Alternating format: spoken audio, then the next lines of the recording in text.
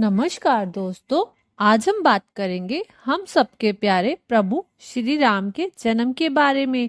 किस कारण के चलते प्रभु श्री राम ने पृथ्वी लोक पर अवतार लिया था, इसकी एक नहीं अनेकों वजह देखने को मिलती है।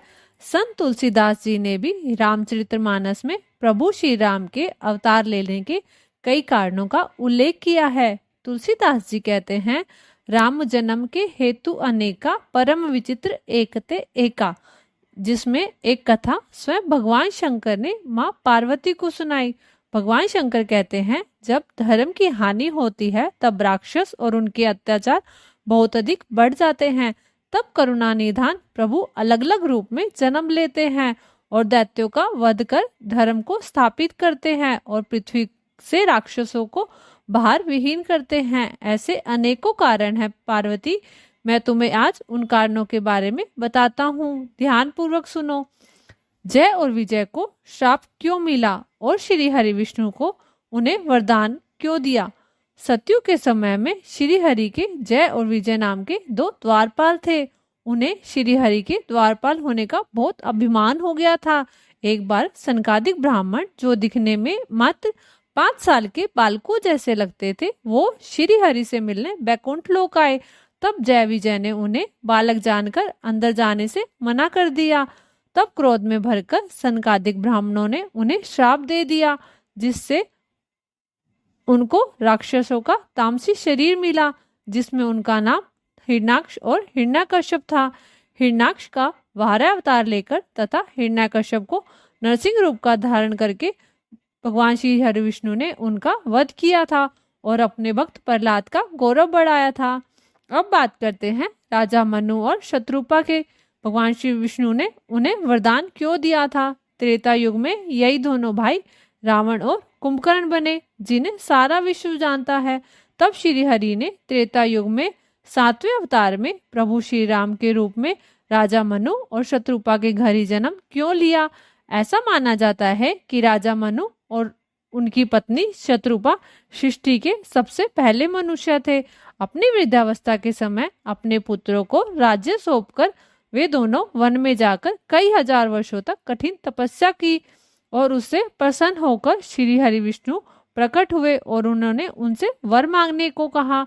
तब राजा मनु और शत्रुपा ने उनसे उन्हीं के समान पुत्र का वरदान मांगा। श्री हरि ने उन्हें वरदान देते हुए कहा कि मैं अपने समान दूसरा कहाँ से लाऊंगा, इसलिए स्वयं ही मैं आपका पुत्र बनकर आपकी गोद में खेलूंगा। यही राजा स्वयंभु मनु व उनकी रानी शत्रुपा, यही त्रेता युग में रघुवंश के राजा दशरथ और महारानी कौशल्या के रूप में जन्म लिया। और अपने वरदान को पूरा करने के लिए श्री हरि विष्णु ने अपने 7वें अवतार में श्री रामचंद्र के रूप में अवतार लिया और उनके पुत्र बने। दोस्तों, अब बात करते हैं भगवान राम के जन्म की कथा के बारे में। अयोध्या के राजा दशरथ, जिनका यश वेदों और पुराणों में लिखा गया है, ऐसा कहा जाता है बुद्धि भी इनकी गुलाम थी। राजा दशरथ की 3 पत्नियां थी, कौशल्या, सुमित्रा और कैकेयी। परंतु तीनों पत्नियां होने के बाद भी राजा की कोई संतान नहीं थी, जिस बात का दुख राजा को हमेशा रहता था। एक दिन उन्होंने अपने पुरोहित विशिष्ट जी को बुलाया और अपना सारा दुख कह सुनाया। तब उन्होंने बताया, आपके 4 पुत्र होंगे। दशरथ को ऋषि श्रृंगी से यज्ञ करवाने की सलाह दी।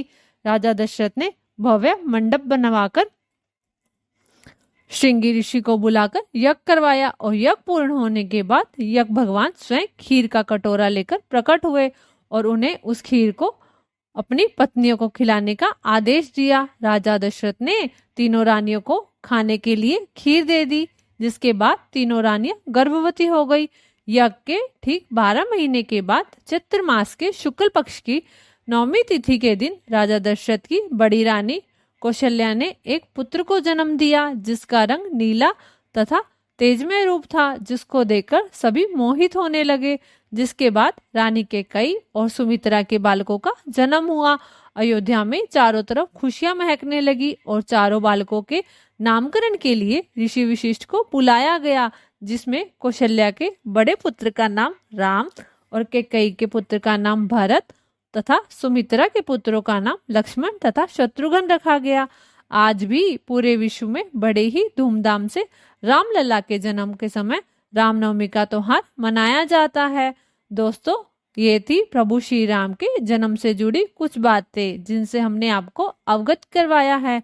दोस्तों, वीडियो अच्छी लगी तो वीडियो को लाइक और शेयर जरूर करें और ऐसे ही धार्मिक वीडियो को देखने के लिए हमारे चैनल को सब्सक्राइब करें। धन्यवाद।